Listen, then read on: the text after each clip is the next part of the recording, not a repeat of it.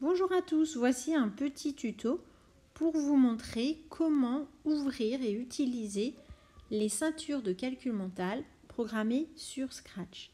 Alors déjà deux possibilités, soit vos ceintures de calcul mental sur Scratch sont déjà sur votre clé USB, sur les clés USB des élèves, soit vous étiez par exemple absent lundi et elles ne sont pas sur votre clé USB. Alors si vous étiez par exemple absent lundi et vous n'avez pas votre ceinture de calcul mental sur Scratch, vous pouvez aussi les récupérer sur École Directe. Vous rentrez sur votre École Directe. Si vous êtes par exemple en 6e A, vous allez dans votre espace de travail 6e A, le cloud, vous allez dans Maths et la ceinture. Vous pouvez voir qu'il y a la ceinture blanche, la ceinture jaune, etc.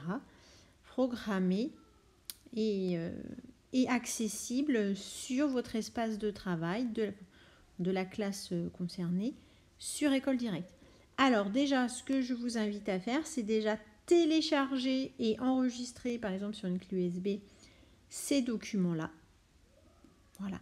Alors si vous les ouvrez directement, ces documents Scratch, le problème, c'est que si vous n'avez pas déjà téléchargé le logiciel Scratch sur votre ordinateur, vous allez avoir un message d'erreur.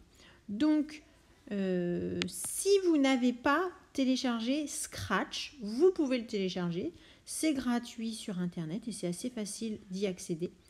Ou alors, sur un ordinateur, je vous le conseille, hein, sur tablette c'est un peu plus compliqué et sur téléphone pas du tout possible. Là, je suis sur tablette, vous allez voir, c'est quand même possible. Vous tapez, si vous ne souhaitez pas télécharger Scratch sur votre ordinateur, mais tout simplement accéder au Scratch en ligne, vous tapez sur Google tout simplement Scratch en ligne. Voilà, on vous fait des propositions. Vous allez sur la première proposition. Donc là, nous sommes en ligne. Pas besoin de télécharger Scratch. Ensuite, vous allez dans Créer. Et nous, ce qui va être important, c'est de ouvrir le document. Donc si vous l'ouvrez directement, ça ne va pas fonctionner. Il faut d'abord partir de Scratch en ligne et puis aller dans Importer depuis votre ordinateur. Alors là, je suis sur tablette, mais ordinateur, tablette, ça va fonctionner. Vous allez donc choisir le fichier. Normalement, vous allez le chercher sur votre clé USB parce que vous avez enregistré le document sur votre clé USB. Et par exemple, le document récent, moi, je peux aller ouvrir, par exemple, la ceinture jaune de calcul mental. Voilà, ça charge le projet. Alors, pour pouvoir jouer et s'entraîner, il va falloir ouvrir grand cette page de calcul et puis toujours cliquer sur le drapeau vert une seule fois au début et on vous propose de choisir le numéro de la compétence à travailler. Alors, pour valider la ceinture jaune, nous, on le fera uniquement en salle informatique pendant des créneaux donnés, une fois par semaine. À la maison, il s'agit juste de s'entraîner. Alors par exemple, si vous voulez vous entraîner à la première compétence ajouter 9, vous appuyez sur 1, vous appuyez sur Entrée.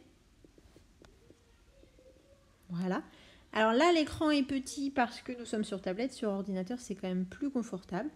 Il s'agit de faire le calcul 488 plus 9. Alors si j'écris 497, que j'appuie sur Entrée, on nous dit bravo, j'ai un score de 1. Il va y avoir à chaque fois 10 calculs par compétence. Et vous voyez, si je me trompe, par exemple, le petit pingouin nous dit que c'est une mauvaise réponse. Et puis on passe au calcul suivant. Donc sur les 10 calculs, on a le droit à une erreur. Si on fait plus de 2 erreurs, on revient au point de départ et on n'a pas, par exemple, là je vais faire une erreur. On ne valide pas, tu n'as pas réussi la compétence, tu devras la retravailler. On n'a pas de point vert qui s'affiche à côté de la compétence numéro 1. Normalement, si je fais 9 calculs corrects sur les 10, j'ai un petit point vert qui s'affiche à côté de la compétence numéro 1. Donc, ce qui permet aussi, vous, de voir rapidement si votre enfant est capable de valider toutes ces petites compétences ou pas. Attention, quand on est parti dans les calculs, après, il ne faut pas rappuyer sur le drapeau vert, sinon, ça va effacer les petits points verts. Après, c'est pas grave, mais voilà, ça efface les petits points verts qui étaient existants.